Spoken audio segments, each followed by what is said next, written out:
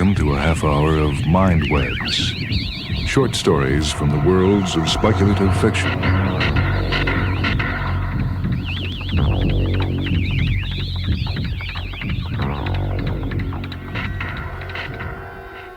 The story this time comes from the book Alternatives, edited by David Gerold. It's a tale by Greg Bear, titled Webster. Dry. It lingered in the air, a word of rustlings and whisperings. Vultures fanned her hair, or she ran her finger lean and covered in pink parchment up the page. Dinosaur eggs, Roy Chapman Andrews in the middle of the goby. Gray films flickering as the fist-sized ovoids were lifted unborn from their graves. She took the dictionary and folded it, and it gripped her finger in Bible-thin pages with a firm, friendly pressure. Miss Coates did not enjoy life. She didn't enjoy the manifold refractions of the hot sun from city pavements. There was no joy in the bored pain of people in the streets who ignored her. There was no joy in a cosmos where her thin body could give no pleasure, cause no surprises, spur no uncontrollable loves. Miss Coates was 50, and, my God, the needle in her throat, she had never had a child, and never had a man. Loved, once a lonely love with a boy 5 years younger than she, and he could have removed this present-day needle from her throat, begged that he be given the chance. But no, she would use her love as bait, and let them who wish it pay the toll. "I am a pitiful woman," she said, drawing herself full up to 5'7 3/4" from the overstuffed chair. "I weep inside, then read the dear Bible and the even dearer dictionary. They tell me my weeping is a sin. Despair of all my foul sins is by far the lowest." She looked around the dry, comfortable room and saw into the gloom of the place where she slept. It wasn't a bedroom because in a bedroom you slept with a man, and she had none.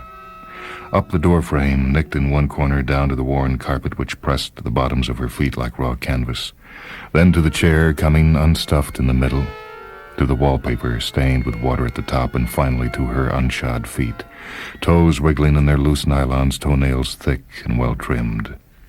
She went to bed, and the bed caressed her in an obligatory manner, with sheets and wrinkles and folds and blankets, small, immobile bumps against her thighs, her breasts. The pillow accepted her peppery hair, which had always been kinky, and in the dark she told herself to go to sleep. The morning was fine. The afternoon passed like a dull ache. In the early evening she wept as she fixed dinner. In the late evening she sat in her chair with the 2 books at her feet and stared at the flowers on the wall. The morning was fine. The afternoon was hot and sticky, and she took a walk. All the young people on this fine Saturday afternoon, she thought, they hold arms and walk in parks, and there on a bench, she'll be in trouble if she keeps that up. Oh, to have the distant possibility of being in trouble. The evening passed slowly in the heat, and by midnight a cool wind fluttered the curtains of the window, then blew them in like flapping wings on ghost birds. She read the dictionary and stumbled across words she didn't want to read, medical words, biological words. They came at her unbidden from the pages and would not leave her eyes alone. She didn't think them obscene. She thought they were marvelous. The feel of them made her tremble and ache. And again the evening ended in tears. "I need a lover," she said firmly to herself, with morning sunlight yellow and reassuring across the ironing board in the burgundy dress. But one found lovers in offices, and she didn't work, in trains, and she didn't travel, in distant countries, and she seldom went out of town. "I need a little common sense to make me stop acting like a child." Miss Coates, her name, was not in the dictionary, but there was Coatee, Miss Tightcoat, Miss Quatimundi, coat of arms, coat of mail, and then Miss Co-author, wife to a handsome author, and they would collaborate, corroborate, celebrate. She shut the book. She drew the curtains on the window and stripped off her dress, slowly running the zipper down the back, feeling the small of her back with fingertips, chin held high. The heat and cool breezes in the dark beyond the window came to fan her skin. Sweat lodged in the narrow cleft between her breasts, which did not sag appreciably when the bra was removed. She lay on the floor, held her arms out briefly against the rough carpet, and looked at her breasts, now flat against the rib cage. A thin crucifixion with legs straight and toes together. Then she cupped her breasts in her hands, and with her head near the window looked up to see the curtains flutter like her lungs. Her mouth was open, and her tongue rubbed against the back of her teeth. She moved her hands to her stomach and let them lie on the flat warmth, and she thought, I am not so undesirable. No flab, few wrinkles. My skin is textured, not wrinkled. My thighs are not heavy or dimpled with gross flesh. No more, she told her hands. She got up on one elbow, one leg over the other, and looked at the dictionary. Lover, she said. I'm not equipped, the dictionary told her in no uncertain terms. The Bible offered no comment, sitting small and tightly noncommittal in its black leather case. Then help me, she said. Dictionary, book of all books, you massive thing I can hardly lift, you're so heavy. Every thought lies in you. Every human thought can be expressed through what you have inside you. Lives exist in you. People and places I've never seen. Things dead and things unborn. Haven of ghosts and the preternatural. Home of tyrants and saints. Surely you can make a man for me. At least you can tell me how to make a man from you. Make him rise up and spin and dance like a man-shaped birdcage twirled and filled with light. The curtains puffed. Can't you? She asked. The dictionary was silent. She put herself in a lotus next to it and waited for the dust of each word, the microscopic bits of ink, each charged with the name and shape of a letter, a word, to sift between the fibers of the paper and meet to hold conference with each other. Dry magic. The words wafted up to her on the evening breeze.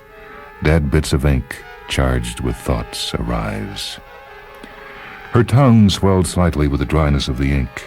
She lay flat on her stomach on the carpet to let the magic weave of canvas rough patterns mark her skin and redden her in crisscross lines. She took the dictionary and twisted it around to where it faced her, then flapped it open. Her finger found a word on a page randomly, and she gasped. Man, it said, clear as could be next to her colorless nail. Man. She moved her finger and sucked in her breath. There is a man in you, she told the book. She got up on her elbows and knees and rubbed her finger across the back of her tongue, then scraped her cheek. Here, a few cells from the lining of my cheek. Oh, she was brilliant, she was clever. Clone them. Then she thought better of it and said, but don't make him look like me. Change him with your biological words, plastic surgery and eugenics and genotyping. She spread the saliva across the word man, and the page darkened where the tip of her finger wiped. The ink stayed clear. She shut the book and reposed in her lotus. As my trunk rises from the flower of my legs and the seat of my womb, so man arise from the book of books. Would it thunder? Only silence. The book trembled, and the Bible looked somber in its shadow. The yellow lamp sang faintly. The air grew heavy. Don't falter, she told herself. Don't lose faith. Don't. The book, it breathed. It almost lifted its cover. Yes, that was it. It sighed. It took warmth from the air. Frost clung to its brown binding, but with a second breath the frost was gone. The cover flew back, just the wind from the window which shrieked through the room. The pages flapped, but two were stuck together, wouldn't flap. They bulged and then split. Twirling, rising, arms out and spinning like an ice skater, soaking up dust and heat and air, tightening and coalescing. Handsome. Make him handsome and rugged and kind and smart as me, if not smarter. Make him like a father and a son and a lover, especially a lover. warm and give him breath that melts my lips and softens my hair like steam from jungles. Concentrate there, yes, large and strong and full. He should like warm, dry days and going to lakes and fishing, but actually reading to me more than fishing. And he should like cold winter days and ice skating. He could, if you will allow me to suggest, he could be brown-haired, with a shadow of red in his cheeks, rough with a fresh young beard I can watch grow, and he should... He had eyes. They flashed as he spun, beacons still molten and indefinite. His nose became apparent, and she approved. His hair danced and glimmered, dark brown with a shadow of red. Arms, fingers, legs crawled with words. A covey of dry ink foots clustered at his base. They fought wildly with heels and ankles. Then they were feet. She cried, staring at his groin. His breasts were firm, square, dark-nippled, the hair on his chest dark and silky. She said, "Clothes. Ah, yes, I have no clothes for men." A suit, a pink shirt with cufflinks and pearl decorations. His eyes blinked and his mouth opened, then shut, and still he was spinning. His head drooped, and a moan flew out like a weight set loose from a flying string. "Stop! Stop, please! He's finished!" The man stood on the dictionary, sagging, threatening to topple. She came up from the floor to catch him, but he fell away from her and collapsed on the carpet beside the chair. He lay on his side, and his chest heaved. The book was sprawled at his feet, the top pages wrinkled and torn. Every page was blank. Miss Coates stood over the man on her floor. Her hands fluttered on her breasts. She went to put on some clothes. In her room, she thought what she would call him. He didn't seem to have any chance for a name, not a Christian name anyway. It seemed perfectly logical to call him by a name like everyone else, even if he was born of a dictionary. "Webster," she said. "I'll call him Webster." She looked at the man, resting peacefully now, and tried to think of a way to get him to a more comfortable place. The small couch would not hold his ungainly body too well. He was very tall, 6 feet 2 inches. She measured him with a tape from her sewing kit. His eyes were shut. What color were they? She squatted on her knees over him, face flushed, thinking thoughts she told herself she simply mustn't think. He didn't move as she watched him, though she was in her best dress and perfumed. It was 1 o'clock in the morning, and she was tired. She left him there on the floor, where he seemed comfortable at least, and went into her bedroom to sleep. She fairly shouted with joy, and tears came to her eyes to dampen the pillow and moisten her peppered hair. With the first rays of morning, Miss Coates found the hair on her neck prickling, and she awoke with a tiny shriek, twisting around in bed and pulling up her covers. Webster stood in the doorway smiling. "Good morning, Regina," he said. Regina Abigail Coates. Everyone had called her Abby, when there had been friends to call her anything. No one had ever called her Regina. "Regina," Webster said. "Regina is a name to remind you of queens and Canadian coins and other things." "Good morning," she said feebly. How do you feel?" A ghost of a smile bent his mouth, and he nodded his head. Well as could be expected. He stepped into her room and stood by her bed. "I'm rather well-dressed, I think. Too well-dressed, in fact. It's uncomfortable." He reached out a hand and touched her shoulder lightly. "Why did you bring me out?" She stared up at his bright green eyes, like drops of water taken from a 5-mile trench in the ocean. His hand lingered around the strap of her nightgown. A finger slipped under it, then tugged it up a 1/4 of an inch. She felt the pressure of the cloth on her breast. "Why?" And his breath sifted words and sprinkled them over her, across her face and hair. And he asked, "And why do I feel so obliged to—" He closed the drapes. There was a sound of cloth dropping on a chair. In the darkness, a knee pressured the edge of her bed, a finger touched her neck. Lips descended to cover hers and part them, and a tongue explored.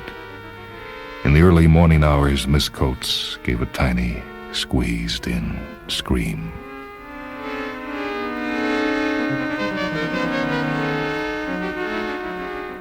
Webster sat in the overstuffed chair and watched her go out the next morning. She shut the door and leaned against the wall, not knowing what to think or feel. Of course, she told herself. Of course, a man made of words wouldn't like the sun. It sounded reassuring, but why? He was certainly a man like any other man. Then again, he was unlike any other man. She walked away from the apartment door and went down the stairs, stepped from the building and faced the world. The new Miss Regina Abigail Coates, debutante. "I know," she said. "I know what all you other women know, all of you." The sky was rich like a scattering of flowers with clouds and deep metallic blue spaces which drew her vision outward. "Breathe," they said. "Breathe deeply. You're part of the world now, the real world." Webster still sat in the chair when she returned with the groceries. She fixed lunch, and he wouldn't eat. "I'm not hungry," he told her, reading the newspaper, and he rubbed his fingers across the pages when he turned them. What was there to say to a man between morning and evening? A man like Webster was infinitely difficult to talk to, not just because he was so erudite, so literate, but because she felt so much for him. He had made her real, as much as she had made him dance and twirl and solidify. So they said nothing. He wouldn't eat dinner, he wouldn't drink a glass of wine with her later.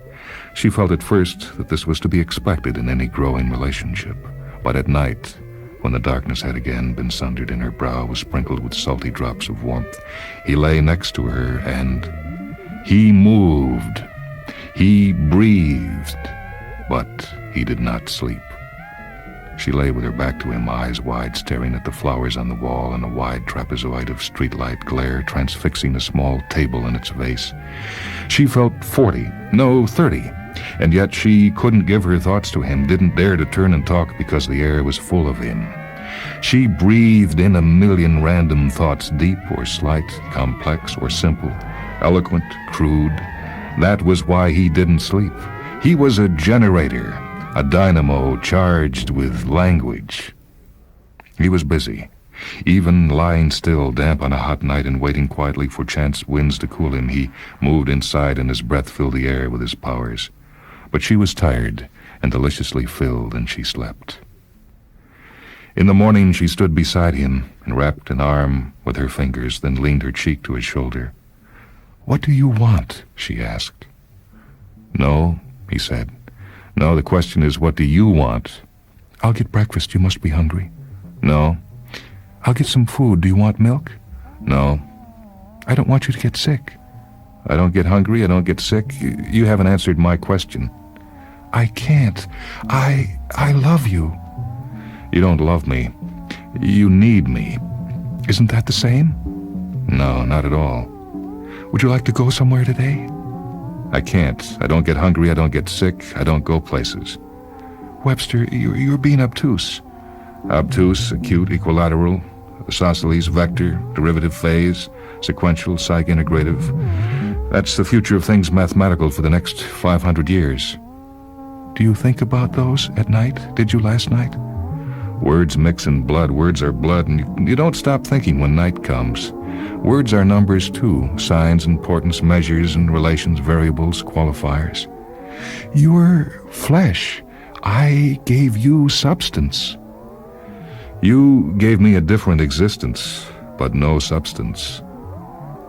And she laughed, not quite as warmly as she would have wished, and led him back to the chair. She kissed him on the cheek, which was incongruous considering their state of dress, and she said she'd stay in with him today, but that tomorrow she'd have to buy some clothes. "Clothes for me," he said with a smile. "Oh, and while you're at it, bring back another dictionary." Miss Coates felt the uncertainty of his introverted hours with a dull, sugar-coated ache. She disregarded her fears that he was weakening, perhaps fading, that he found her disappointing, and reasoned if she was his mistress, she could make him what she wished. At night again the words poured into her, and she grinned in the dark, lying next to the warmth of the shadow that smelled of herself and printer's ink, wondering if she should have taken precautions. She shopped carefully for him, picking the best clothes she could afford. She bought the dictionary and looked through some gift shops for something more to give him, something witty and interesting for him to do. She settled on a Scrabble game. He was delighted with the dictionary. He glanced at the game dubiously and played it with her a few times. An appetizer, he called it.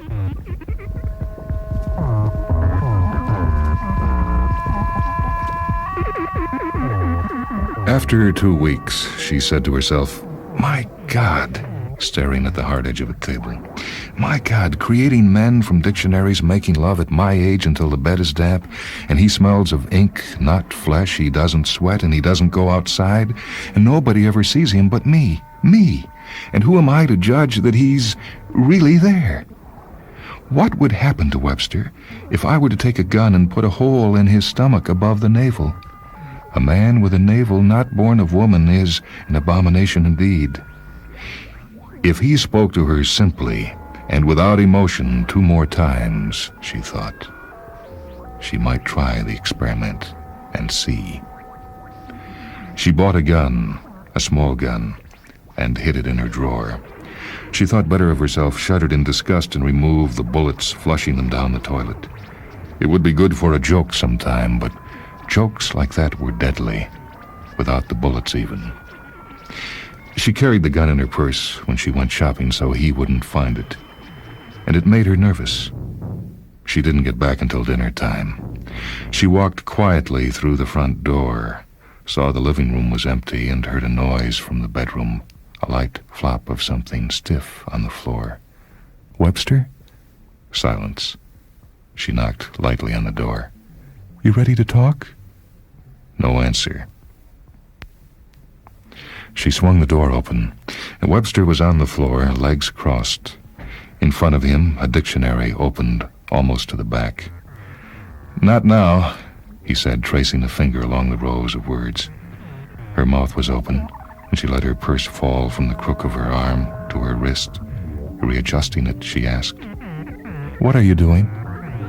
It was the W section that he was looking at. And he said, "Oh, I don't know," and reached into his mouth with his index finger and scraped his cheek. He smeared the wetness on the page. "No," she said, and, "Why?" There were tears in his eyes. He was crying, she thought. The man of dry ink was crying. "I'm not even a human being," he said. He crossed his legs fluidly, almost grotesquely into a lotus, and placed his hands at the edge of the book. "Why didn't you ever find a human being for yourself? I'm nothing more than a dream." She fingered the revolver. "What are you doing?" "Need," he said quietly. "That's all you know. Hunger. Do you know what you have in me? Not at all. When you find some of the things I am, you're afraid. But you keep me here like some commodity. Dear God, first I was master, and now I'm a petulant child grubbing for solutions. What has the world done to you that you'd want to create me?" "You're going to make a woman from that thing, aren't you?" she said. "Nothing worthwhile has ever happened to me without it going away the moment I need it." "Need," he said, raising his hands over the book. "You cannot love unless you need, Miss Regina Abigail Coates. You cannot love the real, the here. You must change and make all fine and well the thing you love, to please yourself, and damn it, should it echo what hides within you." You thing, she breathed, lips curled back. Webster looked at her and at the gun. He laughed. "You hardly need that. Hardly need the real to banish the dream. All you need is a little sunlight." She put the gun away and smiled through her gritted teeth. Then she pointed her finger and her face went lax. Almost listlessly, she whispered, "Bang!" The smell of printer's ink became briefly more intense, then faded with the wind. She closed the dictionary with her foot and thought of how lonely it was going to be in the dark with only her own sweat. A loneliness she could not stand now. There was a large bookstore 5 blocks away, and it would still be open when she arrived. She had her choice.